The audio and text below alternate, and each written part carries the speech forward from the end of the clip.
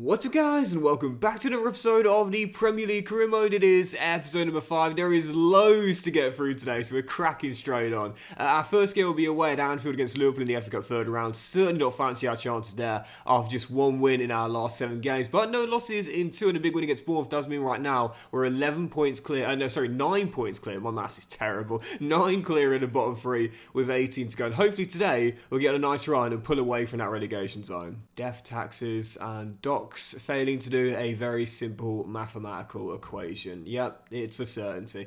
So starting off today, obviously January is now open, a big coming for Harrison Reed. I like him as a squad player though, so I'm not going to sell. Hellas Verona putting in a bid of 5.1 mil, not too realistic anyway. But yeah, with the January window open, we are going to make a couple of signings today as well. Obviously, as we know, we've had quite a few injuries to deal with this season. Right now, Anthony Robinson and Alex Iwobi are both down with broken toes. And I would say with the money we've got, again, it's around 35 mil of wage budget alteration. I said before, for the realism, we're not going to spend all of that. But I do think we need to make at least 1, possibly 2 more signings here that can definitely play a role in the first team between now and the end of the season. But with lots of games to come today, let's dive into our first one straight away. Liverpool away at Anfield, FA Cup third round.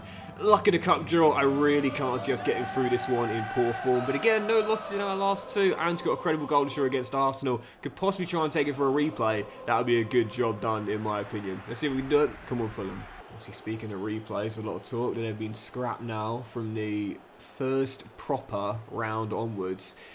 Listen, if you've been following me for more than 5 minutes, you'll know I've never been a fan of cup replays. I've always been an advocate it should be scrapped, but I think that the FA are going a little too far to begin with, and that's why there's been so much backlash. I think it should have started by scrapping them, as I mentioned before, from the third round proper. That's when the Premier League sides enter. Oh, I just couldn't get it through to Willian. And then seeing what it's like through a season, scrapping it from the third round proper, and if it's favourable, if it's good for the teams, and the teams don't mind it too much, then look to scrap it from the second and first round proper as well. Take it in stages, you know, instead of going cold turkey, if you will. Tom Kearney. Oh, good save by Alisson. 36 minutes in here. Doing alright. Not really tested by Liverpool thus far. And as things stand, we're set for a replay in West London. As Willian is going to take this corner. Floats onto the far post, headed down and cleared by Kwanzaa. Ben Sheaf should win that and does, and it'll drop to Kenny. He'll go for goal again, shot deflected and put behind for another corner.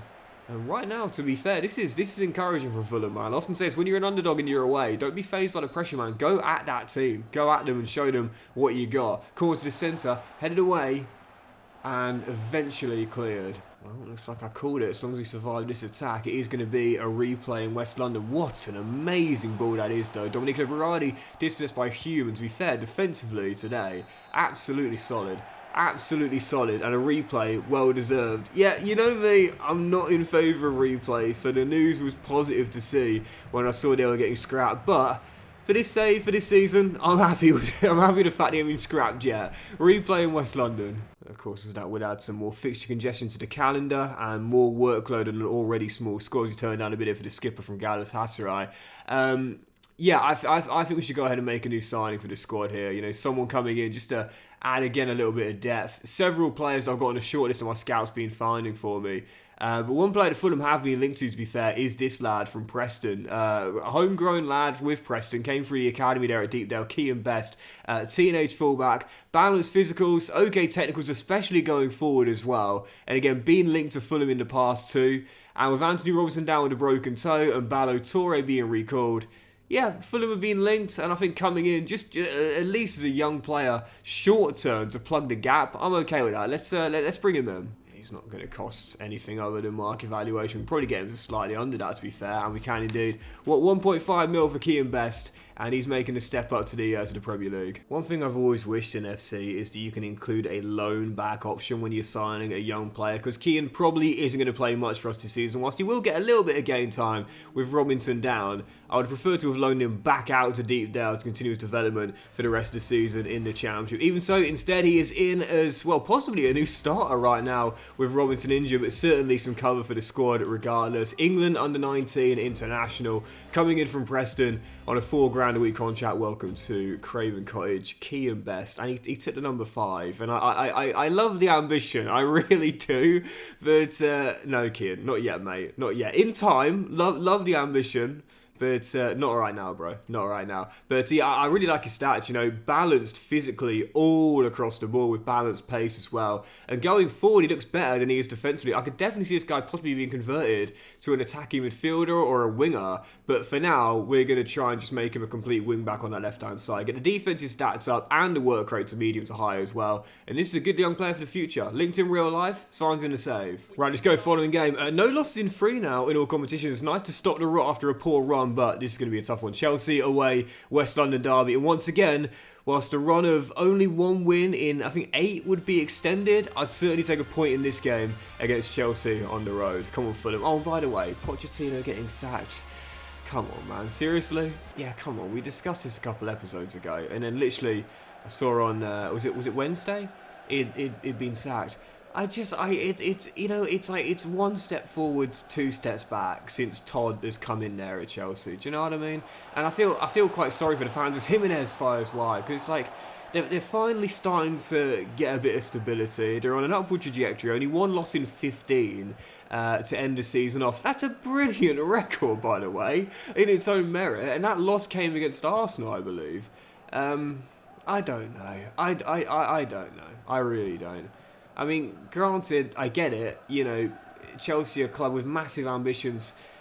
I understand that, but come on, Todd, take it in stages, bro, seriously. I was so, and from, you know, my best mate's a Chelsea fan, and from the Chelsea fans I've spoken to, it seems the consensus is the same. Just a disappointing decision, once again, from Todd, to an ever-growing collection of them. Sterling, Jackson, oh, hits the bar! And Tosin does enough, and Sheaf gets it away on his far end of Fernandes. He'll go for goal. His shot blocked by Calvin Bassey and cleared by Bobby Reed. In for the captain Kearney. Off the woodwork from Nicholas Jackson and a let-off there. It's the only time Chelsea have breached defensively once again for the 3rd game in a row. Have been solid against a big side. As Leno denies Cole Palmer, and I almost threw it away right towards the end. 15 to hold on. Sterling and Kunku. Palmer. Sterling. Oh, no. Oh, for goodness sake. I want to bite down on my controller so hard right now, man. Seriously. This, as I have said before, is what makes Ultimate such a difficulty. Because if you just don't react in a split second, then you're going to get the ball nipped off your toes and it's going to open the back of the net. Watch this here. Polini makes the interception by just a split second before I can get the ball away to Jimenez for the outlet. And instead it's robbed off him and Kunku fires it home. Chelsea lead with 12 to go. It's why you've got to be inch perfect on defence at times, and you cannot be slow to react, otherwise before you know it, ball's out of your possession and it's in the back of your net. I have to say, starting to worry a little bit. That win at Bournemouth was massive, but really it just papered over the cracks. I think it's 1 win in 9 in all competitions. Now, don't get me wrong, it's been some really tough fixtures in this run as well, but no matter how you look at it, that is relegation sort of form. Yeah, still got 2.5 weeks to go before the window shuts, and I think we need to make another signing or 2. And interestingly enough, there has just been a bid for Isaiah Jones from the Belgian side, OH Leuven. £5 million offer as Celta Vigo put in a bid for a young midfielder here, which we're going to turn down, of course. That's incredibly unrealistic, I would say. So with that being the case, a Borough right now outside the playoffs, I'm pretty sure they are. I think I might go in for Isaiah Jones. I was planning not to sign him in the first season and possibly look at next season, but right now, yeah, the Borough are outside the playoffs by 4 points. I might say to Michael Carrick, listen, a lot more realistically to come here than go to Belgium. He is a London lad, actually, Isaiah Jones. I'm not sure what academy he came through, but I know he was born in London. And with that being the case, I think it'd be a lot more realistic he returns to his home city than go off to Belgium instead. So with that being the case, he's a target of mine, 73 rated, 24 years old. I said at some point he'll need to make a step up to the Premier League if he's going to take the next step up. And yeah, I'm going to say to Michael, name your prize, because they've extended a bit from that Belgian side, but I think it's a lot more realistic he comes here. Going with a 4.1 mil bid to begin. I think that's what the chief exec said initially. And they want Harrison Reed, but no, Michael. That's not Michael, but no, Michael's executive. The answer is no. Harrison's staying here for at least the rest of the season. All right, I'll go 4.5 mil. I think in today's market, he's probably worth that. He's a solid championship player. Homegrown, trained in a nation as well, and still got his prime years ahead of him too. I'd say that's quite realistic, that. I'll take it. 4.5 mil returning to London. And I just looked this up. He didn't come through a professional side's academy, but instead started his career with non-league Tooting and Mitcham. Absolutely love that. To me, that's like the equivalent of like a player going undrafted in the NBA, but carving out a career for himself in the professional ranks, such as Robert Covington, TJ McConnell, players like that I've always got a bit of a soft spot for. That's the equivalent, I would say. And Isaiah Jones is the same. Making his mark at Middlesbrough, but now moving on to Fulham for £4.5 million on 35 grand a week. Oh yeah, he scrapped his way to this bread, and he's getting into top tier back in London. Welcome to Craven Cottage, Isaiah Jones. Yeah, I'm a fan of this guy. Big fan of this guy. I think he's a really solid player. He works hard. Michael Carrick's obviously a massive fan of his as well. And now making the step up to the Premier League. He's got the quality to play in the top tier. And now he'll get the chance to 6 months sooner than I was planning. I planned to bring him in, but I brought him in sooner than I planned. We'll get the defensive work rate up from medium to high, trying to improve those defensive stats as well. Could possibly converted to right wing back in time, but for now, he'll stay as a right midfielder on that flank. I'm buzzing with this, man. Yeah, I love that. The equivalent of going undrafted, making your way up through the non-leagues, and now playing in the Premier League. And he'll play tonight his debut for Fulham in the FA Cup third round replay. Liverpool coming to Craven Cottage, and on the back of the goal destroyer at Anfield, where he played quite well, to be fair. I could see us put off the cup set here, even with a rotated side, as Jones and Best will make their debuts here tonight. Let's see if we can put off the cup set. Come on, Fulham. Yeah, maybe it is just a coincidence, but it does feel as though, if you think about certain players in the NBA that went undrafted and have carved out a somewhat decent career for themselves, or a very successful career in some players' cases, they do tend to be scrappier players. You know, you think about, again, TJ McConnell and Alex Caruso, Alvarado, Dellavedova was undrafted. Again, Covington. Oh, what a ball, Isaiah Jones! Oh, Muniz had so much time and took it on way too early. Fred Van Vliet, you know, players, they just seem to want it more because they were undrafted, they were overlooked, and thus they seem to put more of a shift in. I love that, and I guess this is the equivalent here. You know, Isaiah Jones, undrafted, didn't get signed to a pro team's academy, had to scrap his way forward, and always got an assist on his debut as well. Had way more time than I realised there. And right now, I just can't seem to buy a goal. My finishing is terrible. As Nunez is denied by Rodak. And once again, defensively, fine. Totally fine for the most part. It's just going forward, we've got the problems, man. Just can't seem to score a goal. That's the issue. And never mind bringing in a left back and a right midfielder. You know, defensively, again, we're fine. We're totally fine as this game's going to extra time. But it's just going forward. I should have looked at us finding a new striker instead. Jimenez has been inconsistent at best. Muniz has only got me 2 goals all season long. That's where the problems lie right now. 31 minutes to go, but as things stand, our best chance is staying tight defensively and taking us to penalties. And again, defensively, we've been totally fine once more. As the Hungarians dispossessed by Castagne. And we'll get it away. It's just that we need to get some kind of creativity.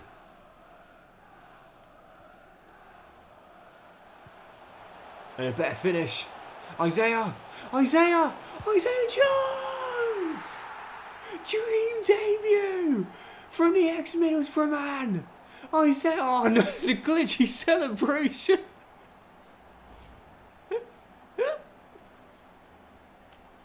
I was wondering why the late goal celebration didn't kick in, but Isaiah Jones, great turn and finish, and that's the way to get your first goal for your new club.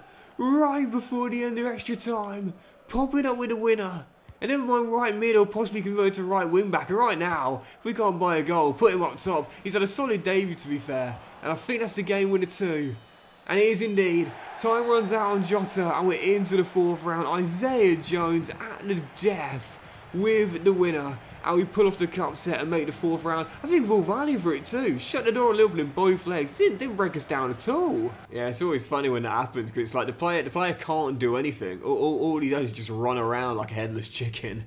But hey, listen, celebrate however you want, Isaiah. Popping us into the 4th round and into the last 32. So with that being the replay night, we'll see the draw directly afterwards. And in the 4th round, we'll be taking... Oh, it's right there. Brighton Brighton away from home as we'll take on, well, again, talking about manager merry-go-rounds, no longer Roberto De Zerbi, but for now it is his side away on the south coast. And yet we'll dive straight into that one next as well. Following game, Brighton away, FA Cup 4th round for next season. Quite a few rumours that Graham Potter might return, possibly. My money's on Russell Martin if he doesn't get Southampton promoted. I guess we'll wait and see. Even so, Brighton with De Zerbi right now, come on Fulham. Yeah, personally I think a lot's going to depend on what happens this weekend. If Leeds beat Southampton and go up to the Premier League in the playoff final, I think that Brighton will probably look at Russell Martin as Ansu Fati drills in the opener to come in. But Graham Potter returning, a shock return, I don't think it'll be a bad move for both parties really, but I guess we'll see. Even so, De Zerbi in this save gets his side in front, courtesy of Ansu Fati. Okay, worst possible start. What was I saying in that last game? Oh yeah, defensively really solid right now. 6 minutes. 6 minutes is all it takes, and we're behind in this one. So the silver lines to conceding early is that there's plenty of time to turn it around. Father Time is on your side in that case, as Keane Best does well there, but Traore couldn't control. Wilson wins it back, and here's Tom Kearney, skipper, with Jimenez ahead of him, feeds him through. Great ball, brilliant ball. And an absolutely fantastic finish. Raul Jimenez with the outside of the boot. Trevela time converts our leveller. Excellent goal there by the Mexican. As Kearney wins it back here. A chance for a quick breakaway too. Jimenez, Traore, Wilson. Isaiah Jones. Great save by Verbruggen as he looked for his second goal in 2. Nice little passing move once again here. Kearney with an excellent assist for the first goal. And almost a nice move for our second, but great response from going a goal down early as Adama Traore puts it just wide. Excellent response this from falling behind. Yeah, got a strong lineup out there today as well. I'd love progress through to the last 16, and as things stand, despite going a goal down, a little better team out there. Isaiah, Jimenez. Oh, it squirmed in. That is such a lucky goal, though. Always hold my hands up and accept it when I've got a bit of luck. What do we often say? Luck will balance itself out. That is luck in our favour. Raul with the strike, but in case you missed it first time, we see this on a replay. Takes a slight deflection off the centre half Igor and deceives Verbruggen and squirms in at the bottom corner. It always looks worse on a goalkeeper on a replay, but that's very unlucky. That slight deflection takes it past him into the back of the net. We'll have it though, Jimenez will claim it, and we're in front. I often say that a good cup run can sometimes be a nice distraction to poor league form. As things stand, it's exactly what it's going to be. Polina finds Jones. Look at the space here for Isaiah, and we know he's got the pace. Jimenez chasing a hat-trick, but instead he'll offload for Polina, and I should have gone all the way instead. Verbruggen with the save. Poor decision to try and feed the man through. But as things stand, this is still our game to throw away from here. And this time I'm not going to make the same mistake. Raul Jimenez with his first hat-trick sends Fulham in to the 5th round. What a fantastic performance. Yep, that is a sensational turnaround victory against a good Brighton side away as well. That's a fantastic win. One of the wins of the season, that.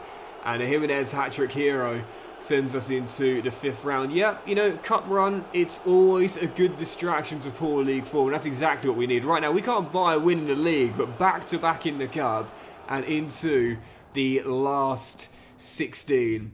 I don't think we'll see the draw directly afterwards, unless there's a replay there between West Brom and Forest Green Rovers. But excellent couple of wins in a row there. And a solid victory. So, yeah, I don't... When is the replay?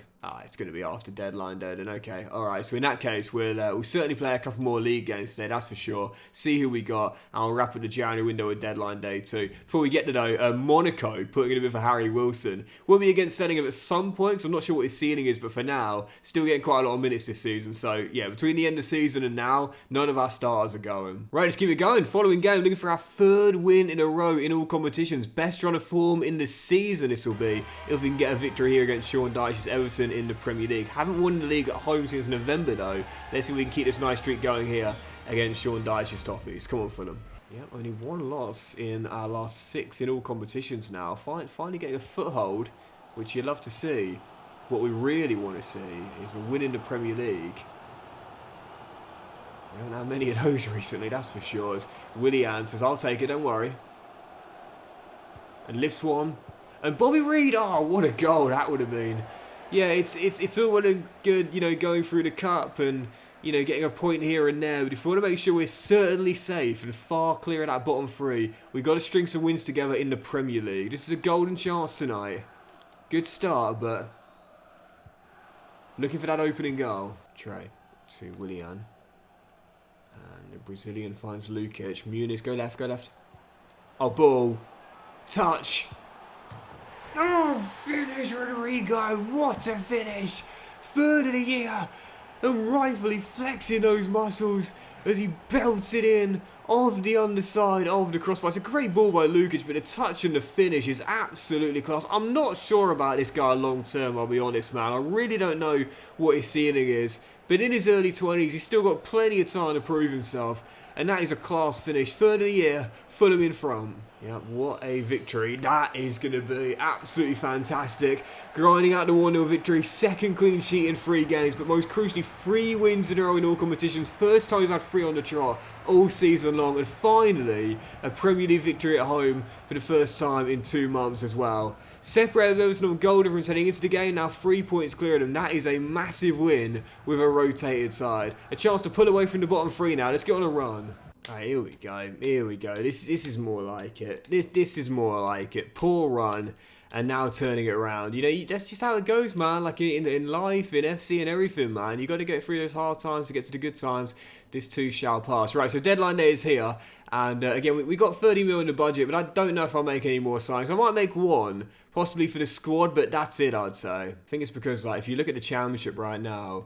I've got a couple of players in mind to bring in, but they're from teams that are right now in the playoffs, Coventry and Norwich. Possibly Josh Eccles to join Ben Sheaf, and also from the Canaries. Well, I personally believe they'll both be going to the Premier League in the summer. You know the two I'm thinking of, Gabriel Sara and Jonathan Rowe as well. Doing a bit of scouting on some attacking players here that my scout has found me, but yeah, I think between now and the end of the season I'll lead them the Championship just because they're hunting the playoffs with Norwich and could get them promoted. Same with Josh Eccles at the Rico as well. So with that being the case, I'll probably get straight through deadline day. We're on a nice little run here. Nice little run. Again, only 1 loss in 7 into the FA Cup last 16. I'm okay with the team as it is now. Oh, and by the way, for those curious, Lance Knight has now grown 3 ratings at West Bromwich Albion. So it's so annoying that you can't check stats of another division, but up to 82 kicking with the footwork play style as well. Man, I'm excited.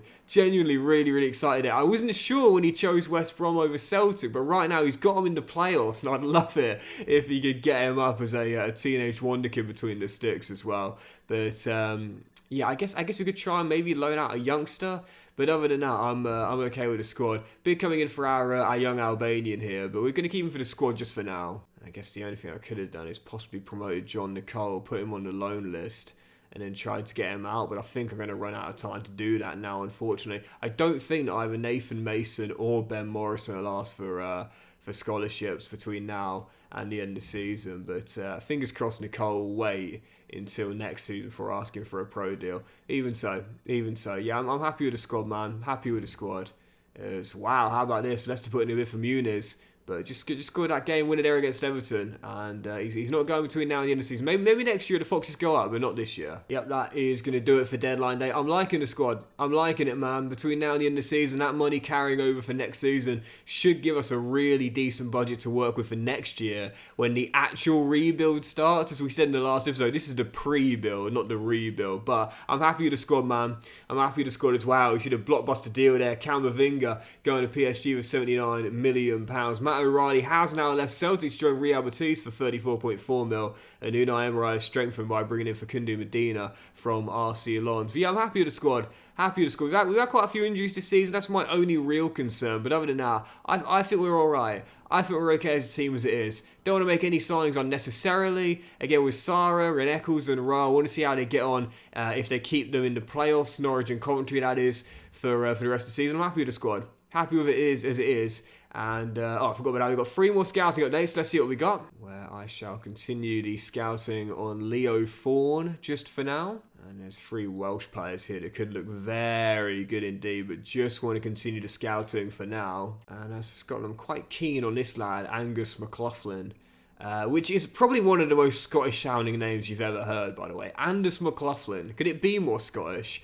But I think I'll give him a scholarship because the overall's not the best, but the potential's very good. And I'll continue the scouting on these two just for now. There is a bid for Rodak, by the way, from Wolves coming in on loan, but of course we're going to turn that one down. So yeah, the academy now looking like this. Of course, we're still super excited about potentially the Welsh Gareth Bale or the new Gareth Bale. He's now 16 as well, to be fair. So annoying he turned 16 on February the 1st, because I would have loved to have got him in and loaned him out for the rest of the season, but even so, looks really tidy, and I'll keep you posted on him. But I'd say the best of the bunch right now continues to look that Scottish fullback, Ben Morrison. First it was Ben McKenzie in the Bournemouth-Liverpool stint, and now it's Ben Morrison as another dual-sided Scottish fullback. I love the beard. Right, still a couple more. Definitely want to see who we got in the last 16 in the FA Cup before we end today's episode. Before we get there, though, big game here in the leagues. We go for our 4th win in a row in all competitions. Burnley away at Turf Moor right now in 19th place. We're 11 points clear of them, and a win here could possibly see us go 11 clear of the bottom 3 altogether. Let's get a big 3 points against Vincent Kompany's side away. Come on, Fulham. Obviously, speaking of the manager merry-go-round, it'd be interesting to see what does happen with Burnley in the summer, who they get to replace Vincent Kompany, because don't forget, Kompany took over in their first year back in the Championship and got them back promoted straight away with a completely new core. I think the work he did there was fantastic in the 2nd tier, but can lightning strike twice? It's an excellent young team they've got, and they'll certainly be one of the favourites to go back up to the Premier League, but, oh, what a ball, Isaiah. They've got to get the managerial appointment right as Kenny Tate is denied by one of those good young talents, Muric, making the save. Still 0-0. As Burnley survive. It's well in, Trey. Excellent work there. As we're still tied. Can we find a winning goal? Isaiah. Jimenez. Oh, great ball. Jones. Traore must finish, surely. Get in. Adama Traore ends his goal drought, and Fulham surely win it late in the northwest of England. This is going to be a massive win again. It will take us double digits clear in the bottom 3, presumably. And I think from here, we should be able to pull away. And if we can have a strong finish to the league season, possibly get to the quarterfinals of the Cup as well, I'm already getting excited about next year's rebuild. With the money we'll have carrying over for next season, the initial budget, and we'll probably get a lot of money as well for when Polina leaves, because he'll definitely be sold in the summer. But I hope Adama Traore stays though, because he's been a source of goals this year, and a big one there that probably wins us this game at Turf Moor. Tell you what though, Isaiah Jones, what a difference he's looking since coming in, man. Honestly, the game winner against Liverpool, he got an assist against Brighton in the Cup as well, and he's just got one there for Adama too. What a start from the ex-Borough and Tooting and Mitchum winger. And I see him out wide again, and it's a great ball for it. Oh, keep going. Take it yourself, son.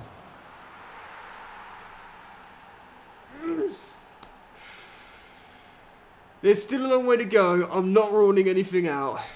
But I'd say from this position here, based on how this year's Premier League went in real life as well, I'd say from this point on, we probably need, I'd say, 3 wins. 3 wins in the remainder of the season. 9 points, I'd say, from there is probably all we're going to need. What a difference Isaiah Jones has made since coming in from the Riverside Stadium. Fulham leaving with a massive 3 points. And I think we'll end on that game against Bournemouth. But just before we get there, we'll have a draw for the FA Cup. Last 16, where we'll be taking on, wait for it, oh, QPR, West London derby against the Championship side. It's away at Loftus Road, but what a golden chance to reach the last 8 there. QPR, Championship side, in a West London derby. I love that. Yeah, final game today. Let's end on this. Bottom place Bournemouth at home on Friday night, where a win will send us into the top 10 for at least 24 hours. 5 wins on the trot would extend what's been our best run of form all season long. Let's end on a high heel with a big 3 points against Ariola's side. Come on, Fulham. Yeah, again, you look at the points tally right now, and based on what we saw this season in real life, oh, finish Enesuna. I think 3 wins is realistically all we need from here to guarantee it. But this should be a banker really at home against a side right now, as things stand, looking odds on to get relegated. And already 6 minutes in, we're behind, courtesy of the Turkish forward. All right, okay, poor start, but plenty of time to turn the tide. Did it against Brighton? We can do it against Bournemouth too. Yeah, Bournemouth need to get a bit of a move on if they're going to get out of the bottom 3. They've got time, but not that much time. So, They could really do a string and a few wins together, and this will be a big one for them too, if they can get it.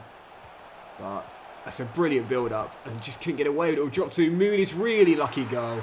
Really lucky goal. Not for the first time today, but we'll take it. Clearance deflects into the path, and Muniz gets another. This is probably his best run of form all season long. Such a fortunate goal, though. Like I said, always hold my hands up, and that is a very lucky goal. So you know what that means. We drew a bit of bad luck now after the good fortune, as Leno makes a good stop to deny Unal his brace. But still 1-1. I'll probably take this point, to be fair, even though you call it a missed opportunity against a side in the bottom three. Coming from behind, extending the unbeaten run. It's not, in the grand scheme of things, they need to win more than we do, you know. It's, oh my goodness gracious me. And that would have been a bit of bad luck we're probably due. Shot hits the bar and hits Leno on the backside and just creeps behind for a corner. Yep, I'll take the point there. Fans booing like crazy come to final whistle, which is crazy because right now we're still on our best run of form of the season. You could say it's 2 points dropped, sure, but only 1 loss in 9 in all competitions. Progress to the last 16 in the FA Cup and 11 clear of the bottom 3 as well. Come on, guys, we're not doing that bad. But that'll do it for today's episode of the Premier League Career, guys. So big thank you for watching. Really hope you have enjoyed it. If you have, then please do drop a like. Much love to you all. Have a fantastic day. I will return in the next episode with more big games in the Premier League, where we could officially secure safety if we get a few wins together in the final 14 that are remaining. And of course, we'll have the FA Cup last 16 away against QPR in a West London derby with a golden chance to reach the quarterfinals. Have a fantastic day, guys. Much love, and I'll see you for the next episode very soon.